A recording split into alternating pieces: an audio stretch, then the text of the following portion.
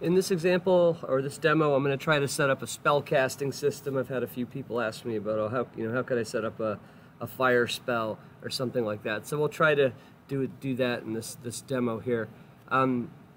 What I've created is a just kind of a library with a bunch of things in it, and books and scrolls and stuff like that. So I think the idea is that we're going to have to read the scroll maybe in order to get the ability to use a spell. So okay, there's a library, this is a large musty library, there's a parchment scroll here, a brass lamp sits on a table. Wasn't there supposed to be a big heavy book? Let's put the big heavy book in the library too. All right, now the book's in the library. Okay, so now let's say that let's implement our spells as verbs. So in like Harry Potter, there's an incendio spell, I think. So let's go add the verb incendio. Incendio. There we go. We'll add incendio as a verb. And now, if I run this, incendio. I don't follow you because we haven't really told the system how to use the verb incendio, but at least it recognized it. It said it didn't say I don't know that verb. It knows that verb now. It just doesn't know how to process it. And then let's say when we incendio something, we have to say what we want to incendio. Let's say we have to supply a noun, we have to supply a first noun, supply a direct object, and let's say we have to see that thing, see the direct object. Now if I type in incendio, it says missing noun, right? So I'm supposed to incendio something. All right. Now, I think what we need is a variable that says whether or not we're allowed to use the incendio spell. So let's make a variable called can incendio. And I know sometimes I use like Java style and sometimes I use C style variable names. I'll use C style there. Can incendio, and we'll set this to 0. So the player cannot use the incendio spell if that variable is 0. And when they read the book, we'll set it to 1. So let's launch the player here, and if I type VARS and hit enter, you'll see there's our variable can incendio, and it's set to 0. So now, why don't I'm going to make a function here called read book. And let's say what it prints out is, the book teaches you how to use the incendio spell. The incendio spell. And then maybe we'll break the fourth wall here.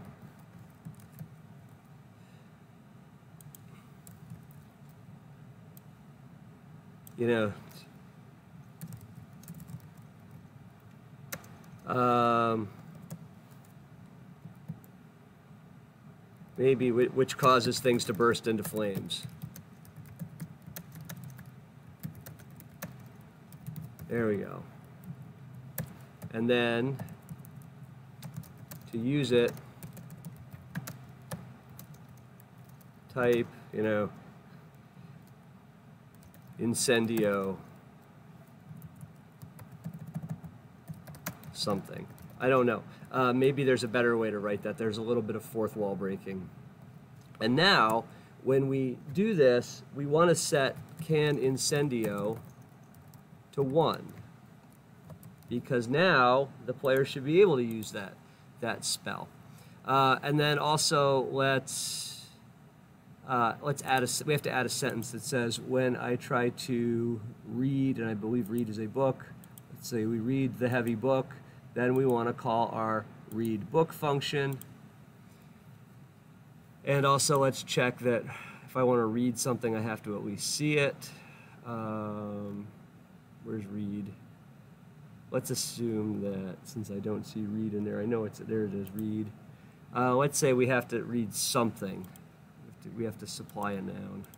There we go. And let's say we have to see that noun. There we go. All right, so if I type VARS, you'll see can Incendio is set to 0, and if I type read book, it says, oh, that teaches you how to use the Incendio spell, which causes things to burst into flames. To use, type Incendio something. Okay, so let me go fix that spelling. But then if I type VARS, notice that can Incendio is now set to 1. I have the ability to use that. The book teaches you to use it. There we go. Sorry, still waking up. All right, so now here's where it gets interesting. All right, so now now we have the verb incendio, and we have a variable that says whether we can use that or not. So let's make a function called incendio something. And this is where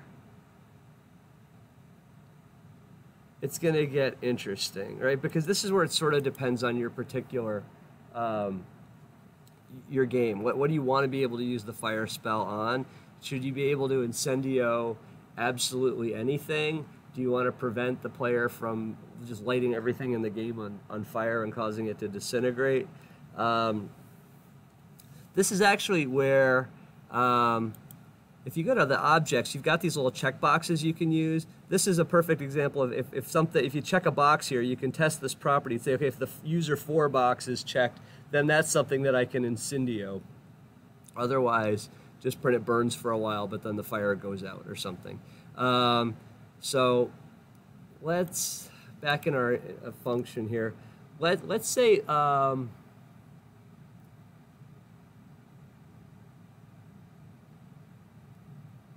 let's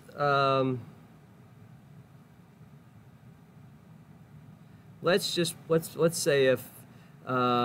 say if it's portable, it bursts into flames. And this is, again, this is what happens here. We're trying to come up with well, you know what? Let's just say we'll handle this. Will be a print line. You know, it burns for a while, then goes out or something.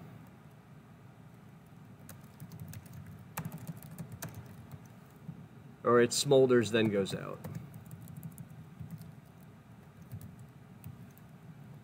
So like nothing really happens. So now,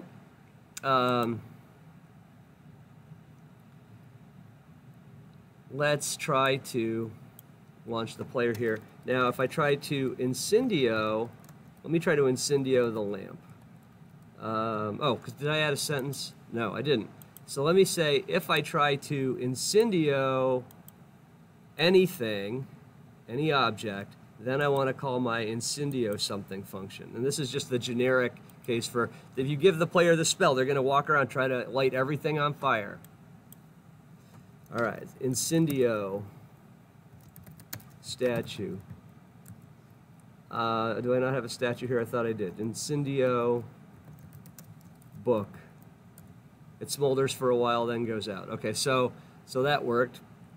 Except, should I have been able to do that? The answer is no, because I hadn't read the book yet. So what we need is a verb check.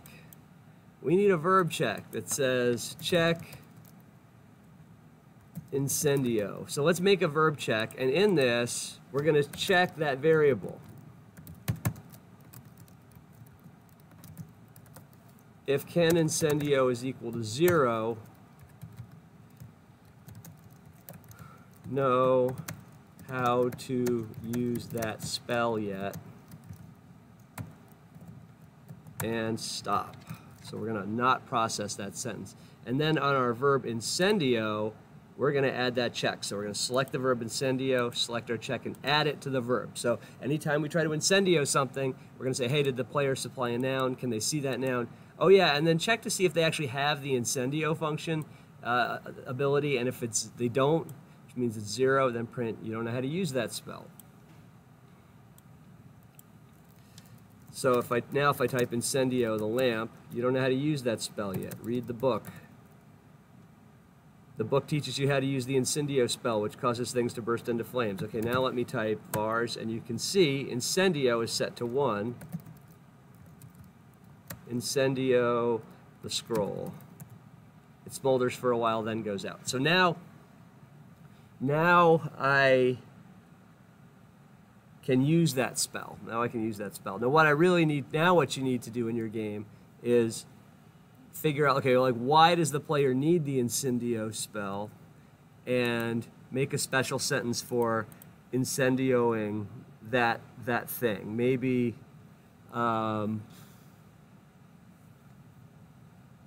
right. So let's just for the sake of the exercise here, I'm going to add another object.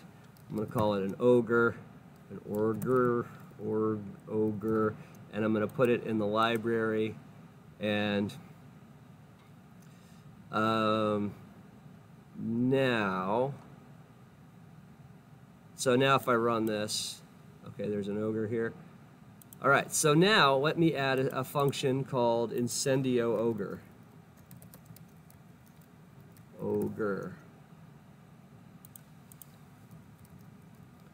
And let's say the ogre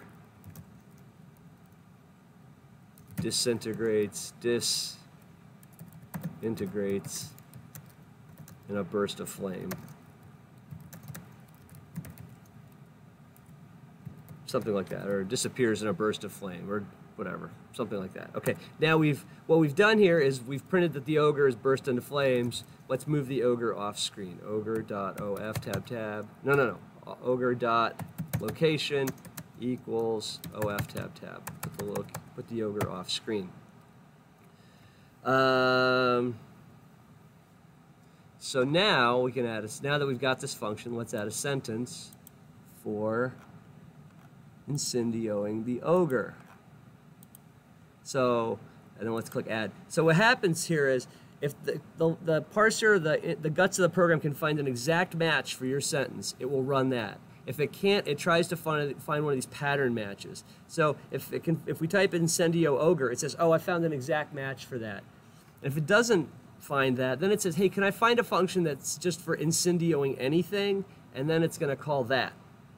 So I can create specific cases, but then I can create a backstop case to handle like using that verb in a way that will work on everything else. So now let's run this thing, and if I try to type incendio, missing noun, okay, incendio ogre.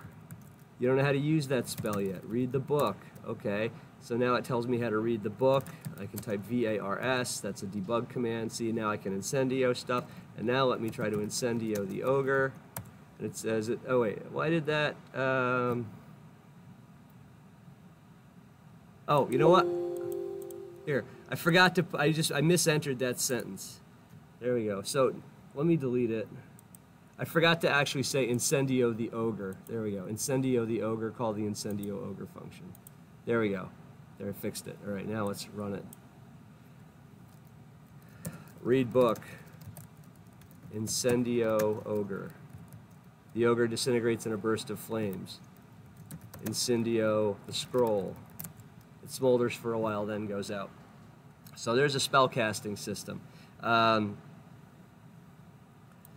So what we did was we added a verb for that spell. Oh, somehow it got in there twice. Okay, that's great. I'll fix that. And we added some checks to that verb to check, okay, if we use that verb, we're going to force the player to supply a noun. We're going to force them to be able to see that thing. And then we're also going to check, do they have the ability to use that spell yet? And if they don't, we're going to tell them to stop. That we're going to print out a message that they can't use that spell. How do they get that ability? That's in a different function. They have to read the book. Reading the book gives them that variable, or it sets that variable to 1. And then we added some sentences for if I try to incendio the ogre, well, then that's handled, that's special cased. If I try to incendio anything else, incendio star, which means anything else, then I'm going to call, then I just print out the generic function that it smolders for a while, then goes out. So there's a kind of primitive, or there's a spell casting system. There's all sorts of variations on this. You could have, you know, timers, so you can't use a spell every turn. You have to wait a certain number of turns, or you could only use a spell once. So there's all sorts of possibilities here. Anyway, so there you go. That's one kind of approach to a spellcasting system. And if you have any questions on how to get your spellcasting system to work, just ask me, and I'll be happy to help.